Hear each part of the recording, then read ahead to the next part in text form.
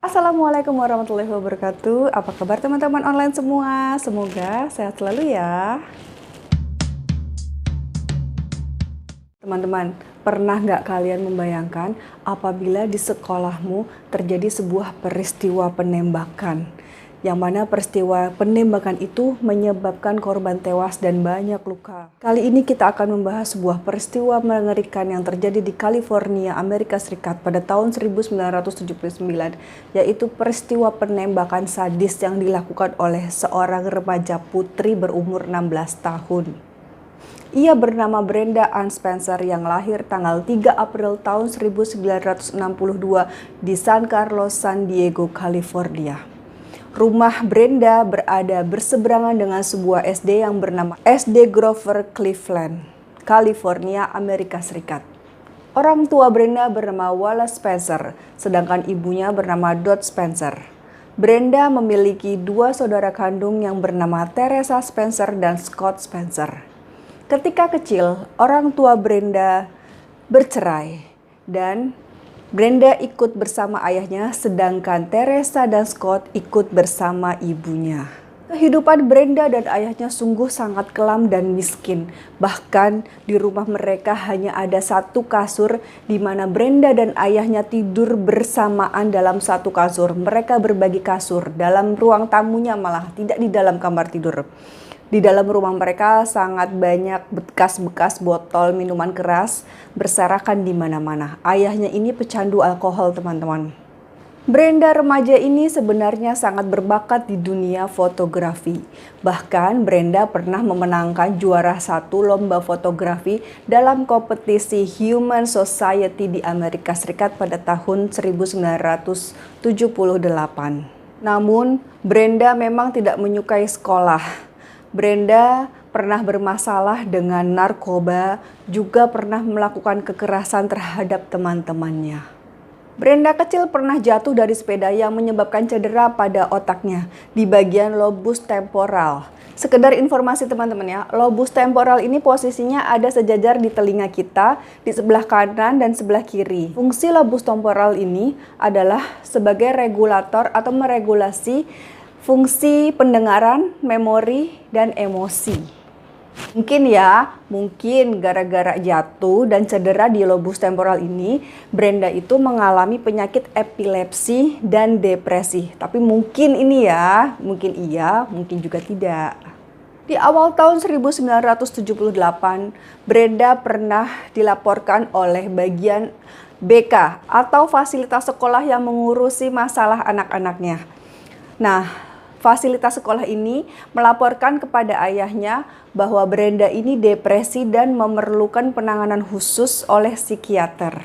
Selain itu, Brenda juga dikabarkan pernah ingin bunuh diri.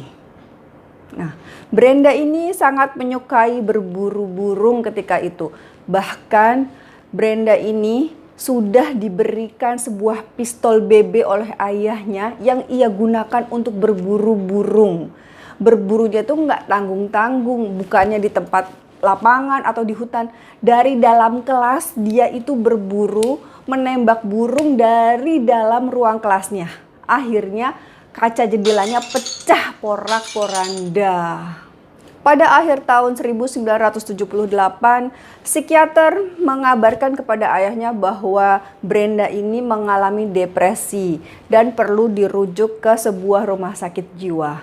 Tapi saran dari psikiater ini ditolak sama ayahnya Brenda.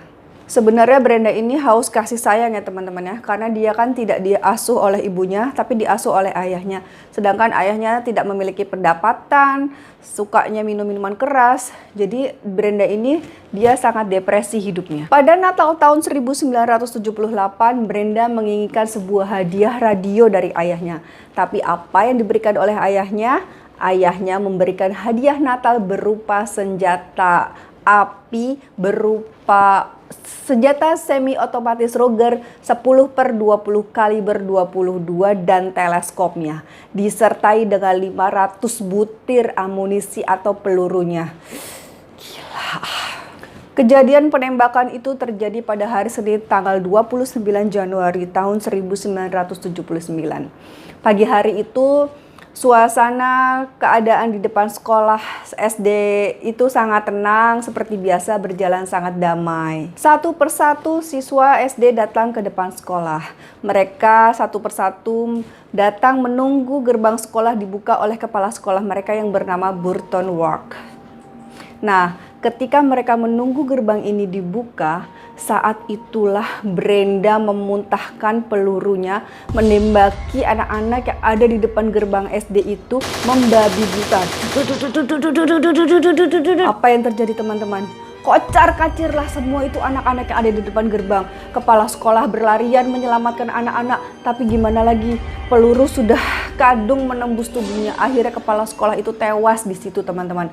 Nah, anak-anak ini selain dibantu oleh kepala sekolah, juga dibantu oleh penjaga sekolah yang saat itu melihat keadaan mengerikan di mana anak-anak terluka, kepala sekolahnya tewas. Dia membantu menarik anak-anak dari gerbang depan gerbang sekolah mereka.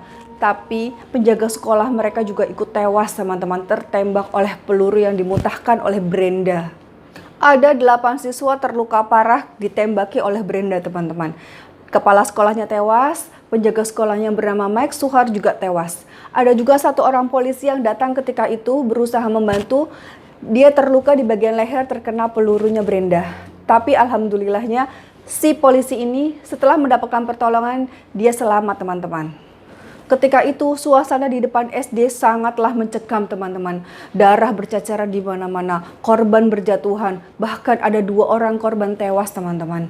Nah, Brenda setelah memuntahkan 30 butir pelurunya, ia mengurung diri di dalam rumahnya hampir sekitar 6 jam lamanya.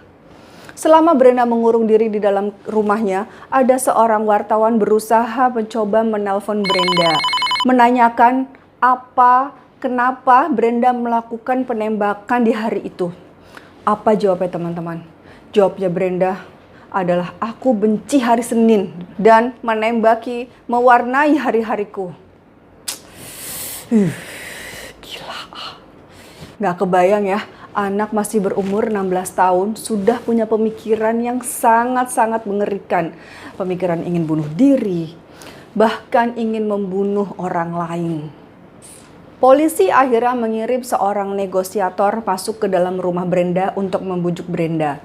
Setelah negosiasi cukup alot selama 6 jam, akhirnya Brenda mengakui kesalahan dan dia mau menyerahkan diri ke polisi, teman-teman. Ketika polisi masuk ke dalam rumah Brenda, di dalam rumah Brenda berserakan botol-botol bekas whisky yang sudah kosong, teman-teman. Dan akhirnya Brenda mengaku bersalah, teman-teman. Ia mengaku bersalah atas 2 tuduhan yang ditimpakan kepadanya, yaitu tuduhan pembunuhan dan penyerangan dengan senjata mematikan kepada orang lain yang menyebabkan orang lain terbunuh. Brenda akhirnya divonis penjara selama batas waktu yang tidak ditentukan. Bahkan sampai tahun 2017 diketahui Brenda masih ada di dalam penjara. Sejak peristiwa penembakan Brenda ini, teman-teman, SD Cleveland ditutup pada tahun 1883. Karena apa? Karena setiap tahunnya siswa yang mendaftar ke SD tersebut semakin lama semakin sedikit. Akhirnya mereka tidak mendapatkan murid lagi dan memutuskan untuk ditutup. 10 tahun berselang setelah kejadian penembakan oleh Brenda, pada tanggal 17 Januari 1989 terjadi sebuah penembakan lagi. Tapi tidak di SD yang sama, di SD yang berbeda dengan lokasi yang tidak jauh, teman-teman. Namanya SD Cleveland di Stockton, California.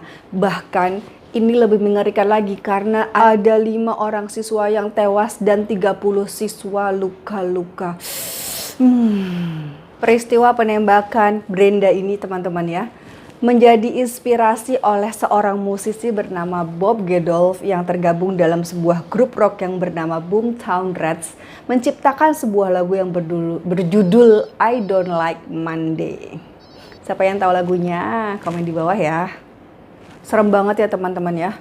Anak berumur 16 tahun sudah mempunyai pemikiran yang mengerikan. Dia bisa membunuh orang, seperti itu. Nah, hal ini memang diakibatkan karena latar belakang kehidupannya di masa kecil, di mana orang tuanya bercerai, sehingga dia tidak mendapatkan kasih sayang dari kedua orang tuanya. Begitu juga ayahnya yang tidak memiliki pekerjaan, akhirnya mabuk-mabukan, seperti itu.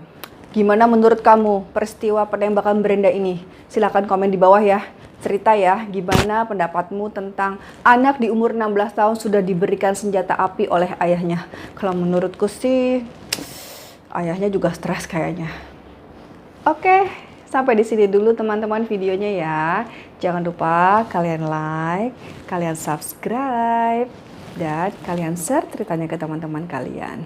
Bye-bye, sampai ketemu di video selanjutnya. Assalamualaikum warahmatullahi wabarakatuh.